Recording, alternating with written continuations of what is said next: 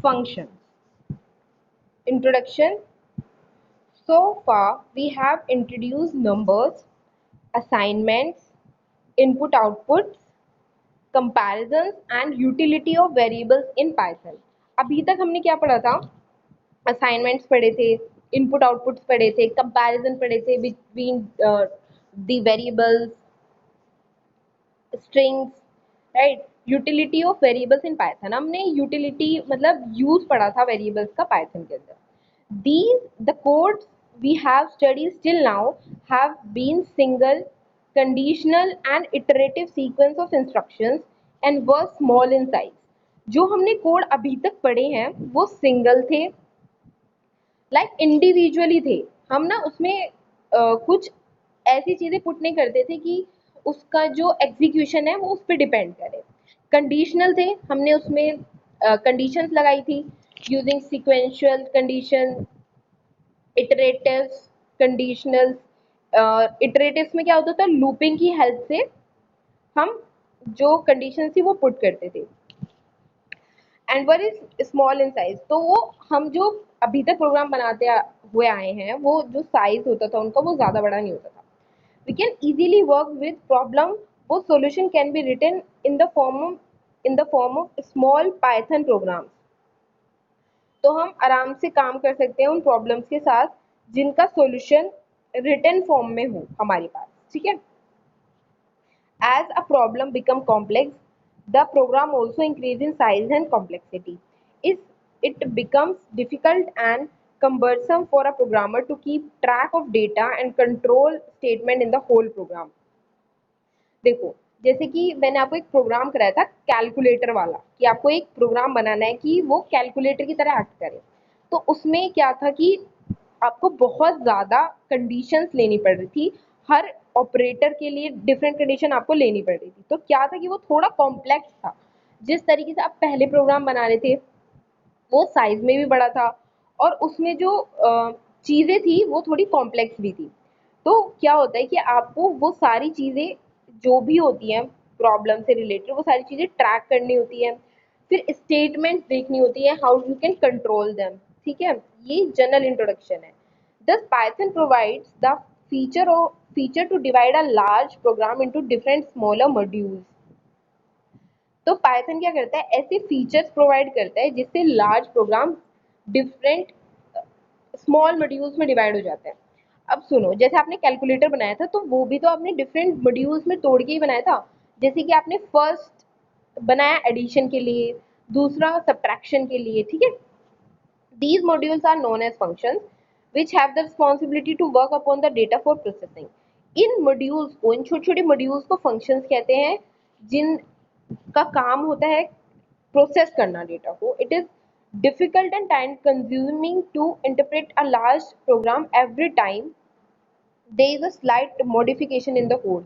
तो ये डिफिकल्ट भी होता है और टाइम कंज्यूमिंग भी होता है लार्ज प्रोग्राम के लिए, कि आपको बहुत बड़ा प्रोग्राम है आपका, उसमें स्लाइड छोटा सा आपको मॉडिफाई करना है, फिर आपको दोबारा से वो बिल्ड करना पड़ता है प्रोग्राम.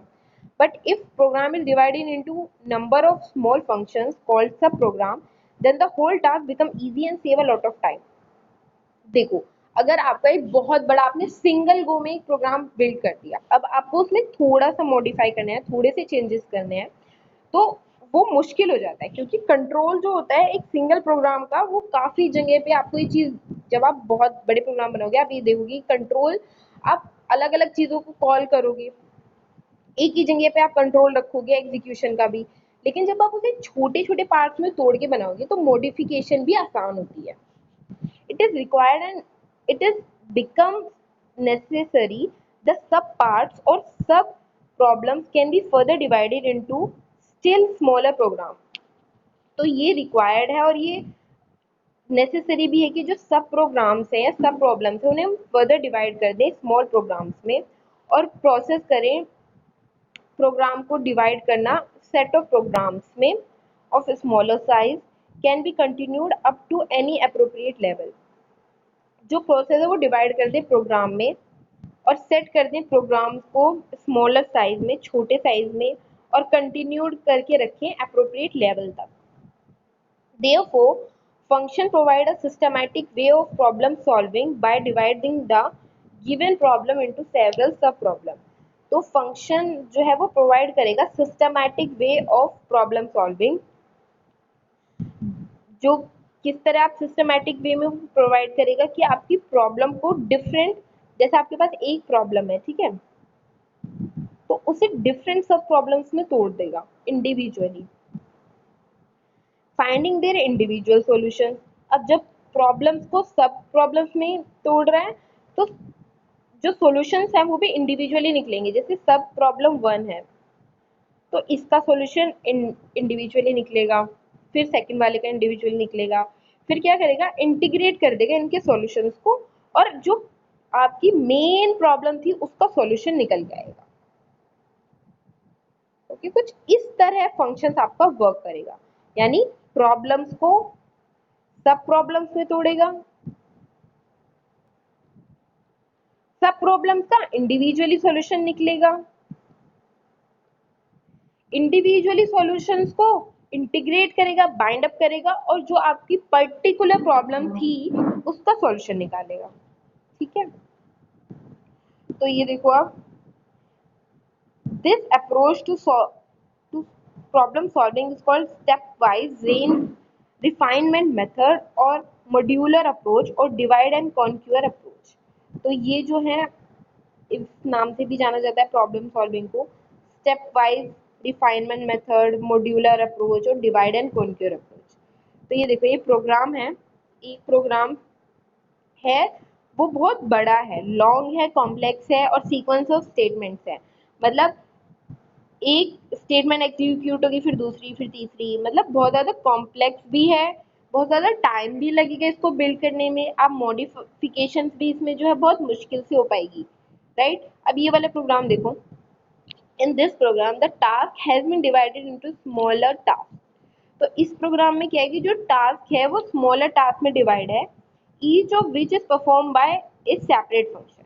अब इसमें क्या किया कि उसने जो पूरा प्रोग्राम था उसे फंक्शंस में तोड़ दिया और सेपरेट फंक्शंस में उसने स्टेटमेंट्स जो है वो प्रोवाइड की। जैसे फंक्शन 1 में कुछ स्टेटमेंट्स, फंक्शन 2 में एज पर दी कंडीशंस और रिक्वायरमेंट्स उसने फंक्शंस बनाए, और पर्टिकुलरली स्टेटमेंट्स को उन फंक्शंस के अकॉर्डिंग डिवाइड कर दिया। तो क्या होगा कि जो कॉम्प्लेक्सिटी थी या फिर जो भी दिक्कत वन गो में आती, जब आप चीज़ों को तोड़ देते हो तो फिर वो कम हो जाती है। जैसे कि आपके पास एक मैथ्स की प्रॉब्लम है या फिर एक रीजनिंग की भी प्रॉब्लम होती है बच्चों, तो आप क्या करते हो, उसे छोटे छोटे पार्ट्स में तोड़ते हो, तब जाके वन गो में आप जो पर्टिकुलर प्रॉब्लम था उसका आंसर निकलता है, राइट। इसी तरीके से पाइथन में जब आप वर्क करोगे प्रोग्राम्स के ऊपर, तो आप फंक्शंस का यूज करके अपनी प्रोग्राम को इफेक्टिव बना सकते हो और less complicated in less steps. Okay, तो इस तरह कुछ आप डिफाइन करोगे। तो अब ये देखो function, a function is a group of statements that exist within a program for the purpose of performing a specific task। जो फंक्शन है वो एक ग्रुप ऑफ स्टेटमेंट्स है जो एग्जिस्ट करता है एक प्रोग्राम के अंदर, पर्पस के लिए, परफॉर्म करने के लिए टास्क को। Instead of writing a large program as one long sequence of instructions, it can be given as several small functions, each performing a specific part of the task।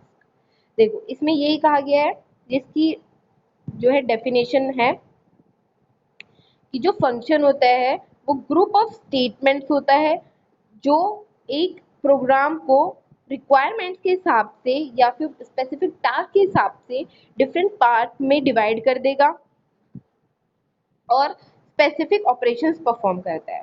ठीक है, they consist line of codes that are executed sequentially from top to down by Python interpreter. तो ये consist करते हैं line of codes को जो execute होंगे एक के बाद एक, यानी सीक्वेंशियली, रैंडमली नहीं, एक सीक्वेंस से top to down approach follow करते हुए पाइथन इंटरप्रेटर के थ्रू एग्जीक्यूट होंगे। सो ये हमें समझ आ गया कि किस तरीके से फंक्शन क्या होता है, किस तरह वर्क करेंगे। This can be better explained using the example of dishwasher from our day-to-day life. अब यहाँ पे एग्जाम्पल लिया है डिश वॉशर का. अ dish washer work like a function. Dish washer एक फंक्शन की तरह वर्क करता है. You put dirty dishes in the dish washer and you press the start button. It performs several tasks like adding detergent and water, washing dishes and even drying them out. देखो, dish washer आप ऐसे समझो, एक dish washer machine है, utensils, ठीक है, dish साफ करने के लिए. तो उस मशीन में आप क्या करते हो, एक बटन है, स्टार्ट का बटन. जब आप स्टार्ट का बटन प्रेस करते हो डिश वॉशर का, तो वो क्या करेगा, थोड़ा सा डिटर्जेंट ऐड करेगा, थोड़ा सा वाटर, क्योंकि उसमें पाइप्स होंगे इनबिल्ट, ठीक है, वहां से वो लेगा डिटर्जेंट वाटर और डिश कर देगा, डिश को वॉश करके सुखा के तब आपको देगा, है ना. तो ये जो है एग्जाम्पल बताया हुआ है.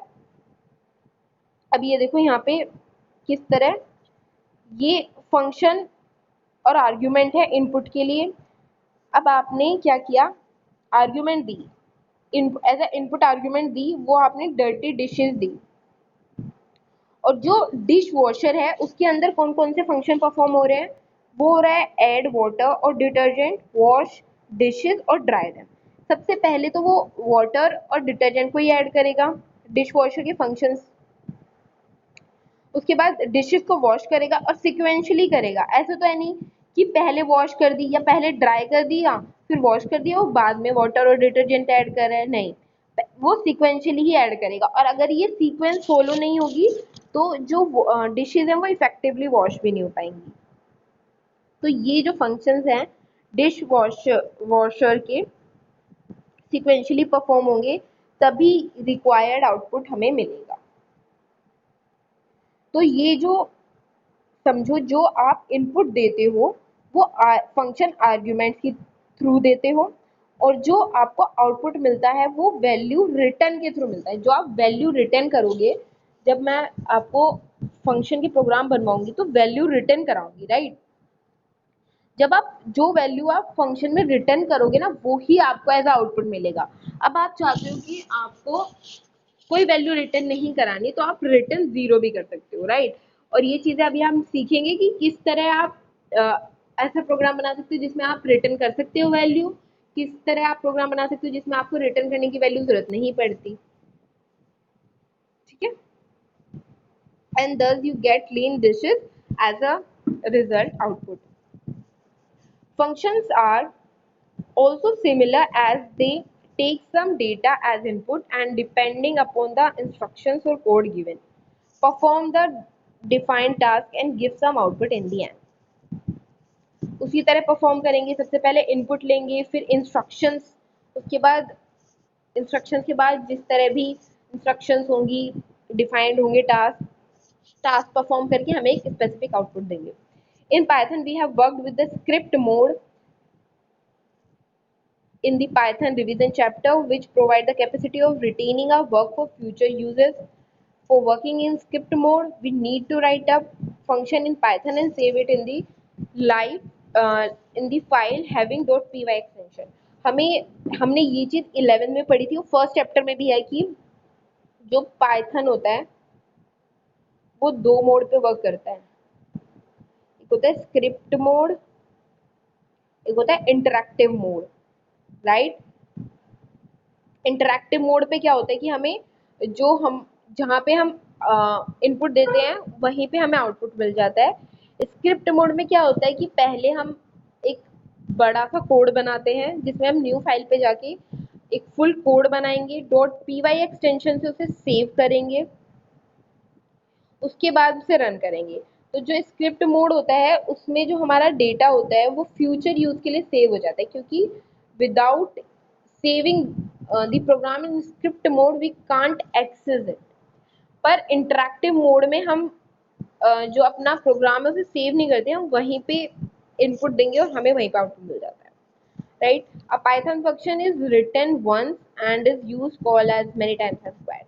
आप एक पाइथन का फंक्शन एक बार लिखते हो, जैसे आपने 11th में भी कोडिंग की थी, एक बार आप वो फंक्शन लिखते हो या एक बार आप वो प्रोग्राम बनाते हो, उसमें आप कितनी बार भी चेंज कर सकते हो, उसे कितनी बार भी एग्जीक्यूट कर सकते हो। तो ये डेफिनेशन है फंक्शन की। Function are the most important building block for any application in Python and work on the divide and conquer approach. Most important building block है किसी भी एप्लीकेशन का पाइथन, और ये वर्क करता है किस प्रिंसिपल पे, डिवाइड एंड कॉन्क्योर अप्रोच। तो ये याद रखना कि function divide and conquer approach पे वर्क करता है। फंक्शन को हम 3 कैटेगरीज में डिफाइन कर सकते हैं, which is built in, modules and user define. ठीक है, तो ये आपका फंक्शन का डेफिनेशन, इंट्रोडक्शन, तो ये आपका पूरा कॉन्सेप्ट है फंक्शन का। तो अब आपका होमवर्क है, right short note on function in Python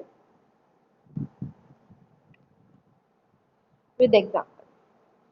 तो आपको एक शॉर्ट नोट लिखना है